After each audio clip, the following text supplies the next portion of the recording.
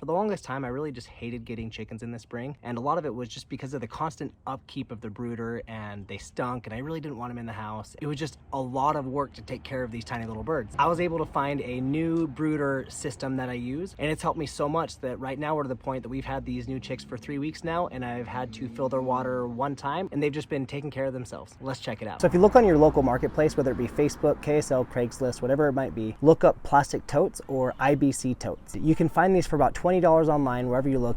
The only thing you need to pay attention to is every once in a while they will have some kind of hazardous chemical that was in them. So go ahead and look up the SDS for whatever chemical was in there, and it will tell you the hazard. But a lot of the time you can find ones that had some safe liquid inside of it, and you can definitely use it for something like this. Let me go ahead and show you how I got this done. This is an ancient grinder, so don't look at this one, but you can find these grinders super cheap on Amazon or at your local Lowe's, Home Depot, whatever it is. I will put a link in the description for a good grinder to use, but let me show you how I have this tote set up. So if you look here, what I did is I took the grinder, and the very first thing I did was cut the bars. So I cut some bars there, I cut those bars there, I cut all the bars off, which exposed the plastic itself. Next, I took that same grinder and I cut just a little door in the tote. I also had this little cage laying around, and all that really does for me is I can hook a bungee cord right there and onto the cage. But what you could also do is you can just get a longer bungee cord and hook it from there over to the other poles over here. So let's go ahead and check it out inside, because that's the important stuff. So if you look here, we've got a pretty large water container. Every once in a while they do kick quite a bit of the bedding in there, so I have to kind of clean that out, but that takes me literally 15 seconds. And then over here I have the same container, but it's the food version, and so far we haven't had to change that whatsoever. That's still the same food we put in there 3 weeks ago, and we have had to fill up this water one time, so they've been through about 1.5 of those. Also, with this bedding, as long as you leave a few inches on the bottom right down there, this bedding, you can make it really deep, and what that helps you with is keeping it clean in here. So what happens is when they do finally poop enough in here to make it gross, you can just kind of stir everything up or put more on top, and it keeps it really nice and clean. And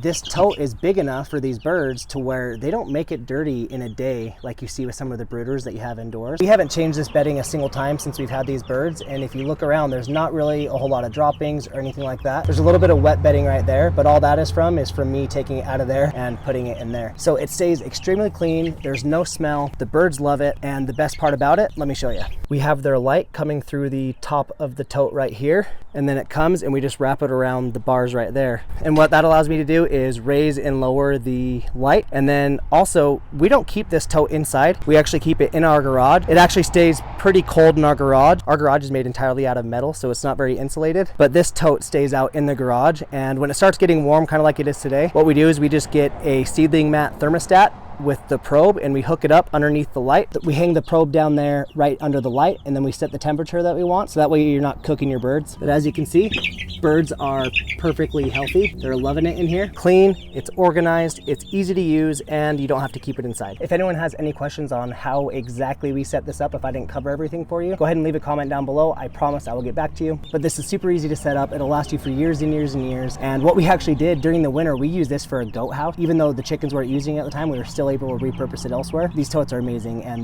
they do this job perfectly. Hey, if you're getting good information out of this, go down and hit the like button so it can spread to more people. I'd really appreciate it. And then go ahead and watch this video right here where we made a chicken coop out of a shed. It's pretty interesting, and it's by far the best chicken coop we've ever had.